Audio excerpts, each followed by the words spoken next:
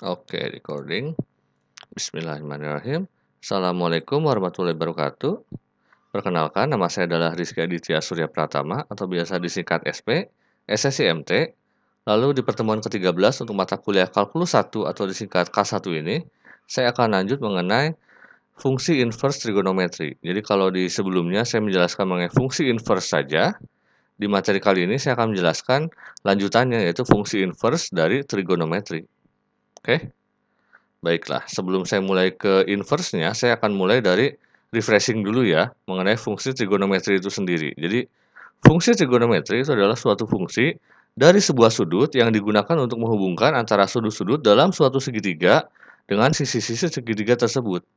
Jadi bisa dilihat di sini apabila ada kurva XY dengan panjang R dan juga sudut theta, kita bisa mendefinisikan untuk masing-masing jenis trigonometrinya untuk sinus theta yaitu adalah Y per R, lalu untuk kosinus theta X per R, lalu untuk tangan tetanya adalah Y per X di mana X bukan 0, kotangan theta sama dengan X per Y di mana Y bukan 0 juga, Sekan theta adalah R per X, di mana X bukan 0, dan kosekan theta adalah R per Y, di mana Y bukan 0. Oke, itu kira-kira penggambaran untuk fungsi trigonometri secara basicnya.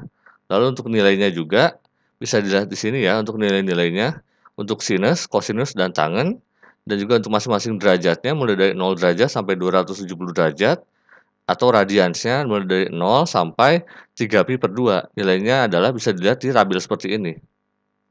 Ya, ini sekedar refreshing saja untuk dari materi SMA ya, supaya saya bisa menjelaskan lebih detail lagi untuk fungsi masing-masing trigonometri. Mulai dari yang pertama adalah ini, fungsi sinus. Jadi ini masih fungsi normalnya ya, jadi mana fungsi sinus, bentuk umumnya adalah fx sama dengan sin x. Di mana ini merupakan fungsi periodik dengan periodenya 2pi. Dengan domain fungsi adalah bilangan real dan range fungsi adalah 0,1. Dan bentuk kurvanya atau grafiknya adalah seperti berikut ini, dari 0 sampai 1 dan nilainya dari 0 sampai 1 juga. Oke, bentuknya seperti ini, gelombang seperti ini. Oke.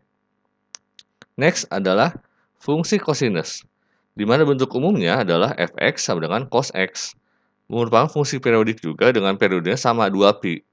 Domain fungsinya bilangan real dan range fungsinya sama 0,1. Cuma kebalikan dari grafiknya, kebalikan dari fungsi sinus ya, di mana ini mulai dari 1 duluan, baru ke 0, baru ke 1 lagi.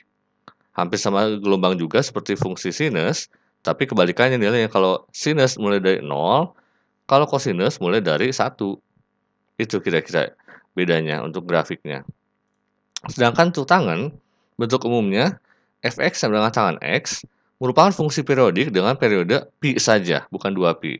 Domain fungsinya itu merupakan x anggota bilangan real, tapi x tidak sama dengan k pi per 2, di mana k-nya sama dengan plus minus 1, plus minus 3, plus minus 5, dan seterusnya. Range fungsinya adalah bilangan real.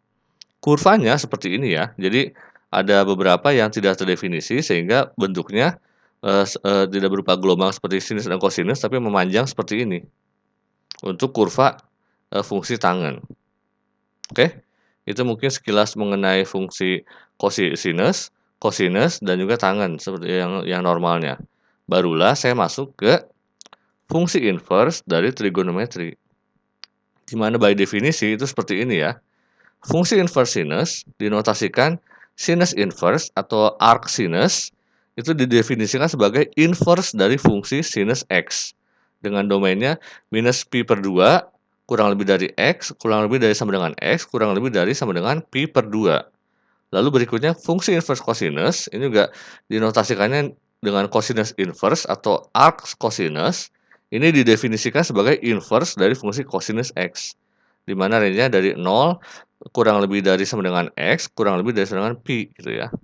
Lalu untuk yang tangen itu sama dinotasikan tangen inverse atau arc tangen didefinisikan sebagai inverse dari fungsi tangen x dengan range-nya minus pi per 2 kurang dari x kurang dari pi per 2. Nah, untuk yang sekan itu dinotasikan sebagai sekan inverse, itu didefinisikan sebagai inverse dari fungsi sekan x dengan range 0 kurang dari sama dengan x kurang dari sama dengan pi per 2 atau Pi kurang dari sama dengan X kurang dari 3Pi per 2. Ini kira-kira definisinya secara matematiknya ya, untuk masing-masing fungsi inverse trigonometri. Oke, berikutnya saya masuk ke teoremanya. Teorema untuk fungsi inverse trigonometri itu seperti ini. Jadi apabila Y sama dengan sinus inverse X, itu bisa kita tulis sebagai sinus Y sama dengan X. Jika nilainya minus 1 kurang lebih dari sama dengan X kurang lebih dari sama dengan 1. Atau range-nya minus pi per 2 kurang lebih dari sama dengan Y kurang lebih dari sama dengan pi per 2. Ini untuk X dan Y-nya.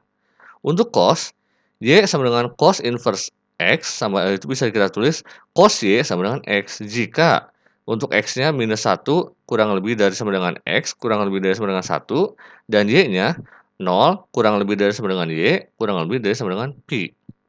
Untuk tangen, Y sama dengan tangen inverse X, itu bisa kita tulis tangen Y sama dengan X. Jika untuk X-nya minus infinity kurang dari X kurang dari plus infinity. Lalu untuk Y minus pi per 2 kurang dari Y kurang dari pi per 2. Untuk sekan, yaitu sama dengan Y sama dengan sekan inverse X, bisa kita tulis sekan Y sama dengan X. Jika ada dua pilihan di sini ya. Untuk X-nya X lebih besar dari sama dengan 1, untuk Y-nya 0 kurang dari sama dengan Y kurang dari sama dengan pi per 2, atau X-nya bisa kurang dari sama dengan min 1, dan pi-nya untuk Y-nya, pi lebih kecil dari sama dengan Y, lebih kecil dari 3pi per 2. Oke? Ini kira-kira teorema yang digunakan untuk fungsi inverse trigonometri secara umumnya. Nah, barulah saya masuk ke masing-masing fungsi trigonometri inverse-nya. Jadi untuk yang pertama, fungsi inverse sinus itu ditulis fx sama dengan arc sin x. Itu merupakan inverse dari fx sama dengan sin x. Di mana x anggota dari minus pi per 2, pi per 2. Bisa juga ditulis sebagai yang biasanya ini ya. Fx sama dengan sinus inverse x atau sinus pangkat min 1 x. Biasanya dibaca sinus inverse x. Dalam hal ini juga bisa disebut sebagai arc sin x gitu. Di mana domain fungsinya adalah minus 1,1 dan range fungsinya RF-nya adalah minus pi per 2, pi per 2. Dengan bentuk kurvanya seperti ini. Dibatasi dari minus 1 sampai 1. Oke. Ya, itu untuk fungsi inverse sinus. Next adalah fungsi inverse cosinus. Jadi itu bisa ditulis fx arc cos x adalah inverse fx dari cos x sama dengan cos x, yaitu di mana x anggota dari 0, pi. Bisa juga ditulis sebagai fx sama dengan cos inverse x, di mana df-nya adalah minus 1,1 dan range-nya adalah 0, pi. Dengan bentuk kurva seperti ini. Hampir bisa dilihat kebalikan dari kurva sinus ya. Bentuknya hampir sama juga dengan fungsi dari sinus dan kosinus, kurvanya kebalikan gitu antara sinus dan kosinusnya. Oke, next adalah fungsi inverse tangen. Jadi untuk fx arc tangen x adalah inverse fx sama dengan tangen x, di mana x anggota dari minus pi per 2, pi per 2. Sering juga ditulis sebagai fx sama dengan tangen inverse x. df-nya sama dengan anggota bilangan real dan rf-nya sama dengan min pi per 2, pi per 2. Dengan bentuk kurvanya seperti ini. Oke.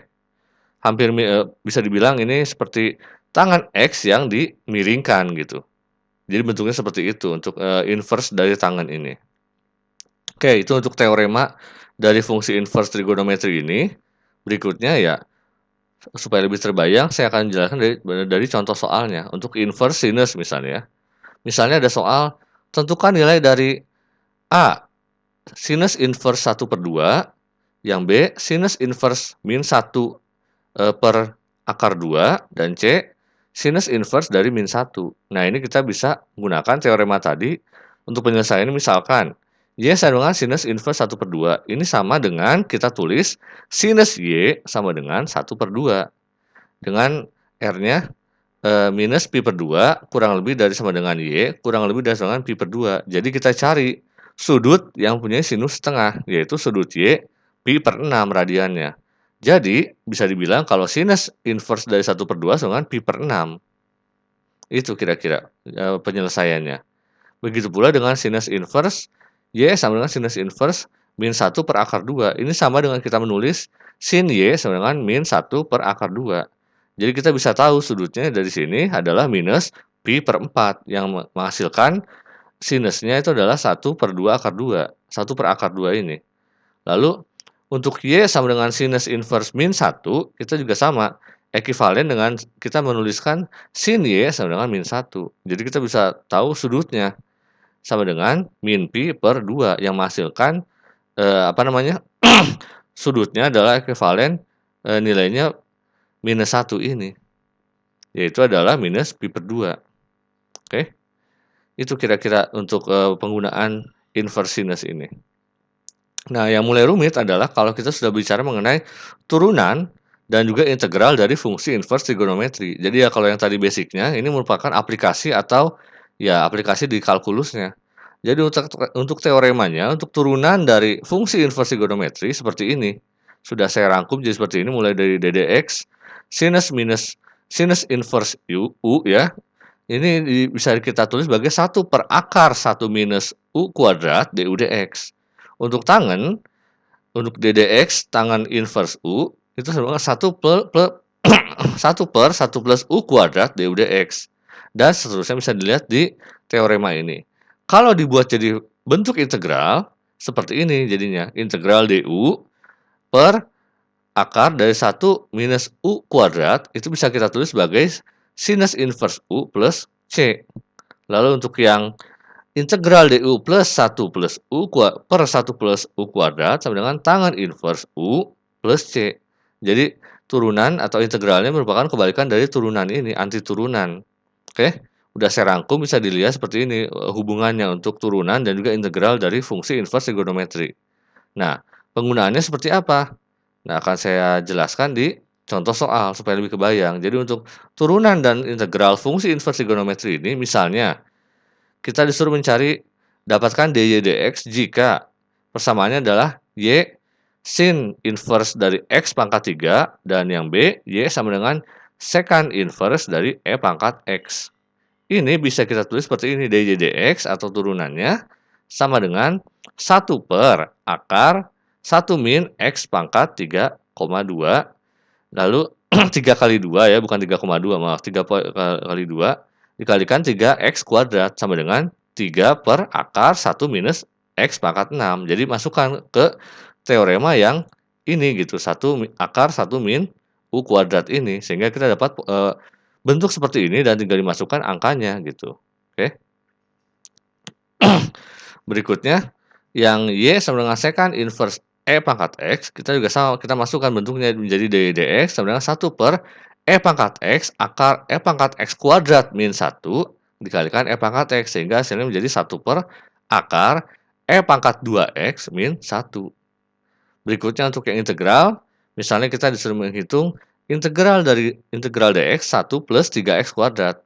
Kita ubah misalnya untuk yang anggaplah u sama dengan akar 3x, maka du-nya kan akar 3 dx. Sehingga bentuknya seperti ini, integral dx 1 plus 3x kuadrat sama dengan 1 per akar 3 integral du plus 1 plus du per 1 plus u kuadrat sama dengan 1 per akar 3, ubah dalam bentuk tangen. Jadi masuk ke bentuk yang ini gitu ya. Jadi 1 per akar 3 tangen inverse u plus c. Jadi kalau diselesaikan 1 per akar 3 tangen inverse akar 3x plus c. Yang u ini kita masukkan lagi ke yang tadi kita misalkan. Itu kira-kira. Jadi kita tinggal ubah bentuknya saja dan kita masukkan ke persamaan untuk mendapatkan penyelesaiannya. Oke. Itu kira-kira sekilas mengenai fungsi inverse trigonometri mulai dari basic sampai aplikasinya di turunan dan integral fungsi inverse trigonometri. Oke, terima kasih banyak sudah menonton sampai sini. Jangan lupa klik like, komen, dan juga subscribe channel saya ini ya. Wassalamualaikum warahmatullahi wabarakatuh.